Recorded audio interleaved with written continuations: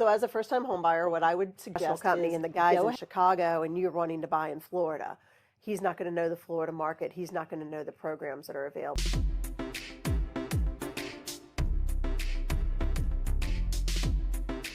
All right, so today we had a lot of questions coming in from first-time home buyers. So I went ahead and got with Susan from Rabell Realty, and I'm super excited for us to just ask you some questions and get your feedback on where to start and those types of things when we're looking around for the first time. So go ahead, tell me what you think I should know. Okay, so as a first-time home buyer, what I would suggest is go ahead and get a pre-approval. Reach out to a few lenders, either your bank or a local lender, wherever you're going to buy. Please use a local lender because they know the market better.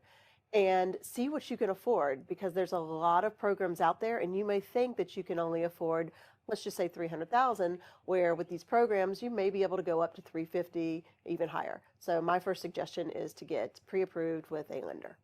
So you say local, somewhere that you can meet with someone in person is probably the best way to go about it, or do you do this stuff online these days? You can do it online, but when I say local, get an actual lender that lives in the town where you want to buy. So don't go and get somebody who is working for, let's just say, Quickens, and I don't know if even Quickens even has a loan department. I'm just throwing a name out there, who's an international company, and the guy's in Chicago and you're wanting to buy in Florida.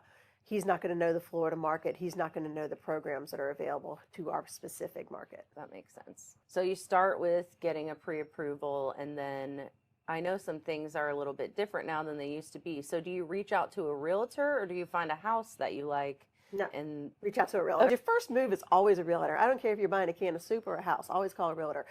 Just kidding. But reach out to your realtor, and then that way that you guys can get a feel for each other. It's good for a realtor to know who they're working with, and I can find out what you like, what you don't like, or what you're not looking for. Always tell your realtors your must-haves and your I will not take. So I must have a fence. I have a dog. He's going to have to go out. I have to have a fence. I don't want anything with stairs. I have a bad hip. I can't go upstairs. So let them know must not haves. That makes sense. And especially maybe if you want a pool, you want to have a certain structure around it because maybe there's children. I know we've talked about that in the past. And and remember, when you're buying a house, don't take a house off your list just because it doesn't have something simple. These things can easily be added and or taken away. So you're like, I love this house, but I hate that there's a tree in the front yard. We can cut trees down.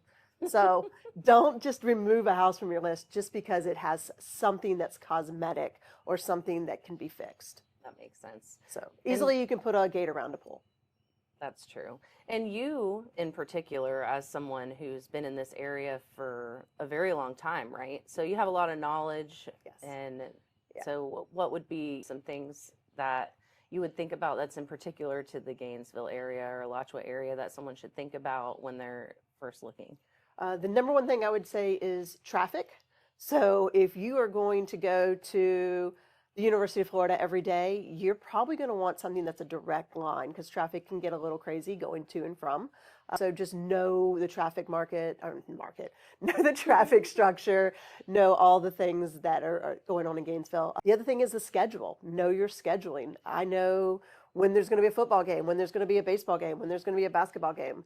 Try not to schedule your showings when there's going to be a crazy event going on. That makes sense. So if somebody wanted to reach out to you, what would be the best way for them to get in contact with you?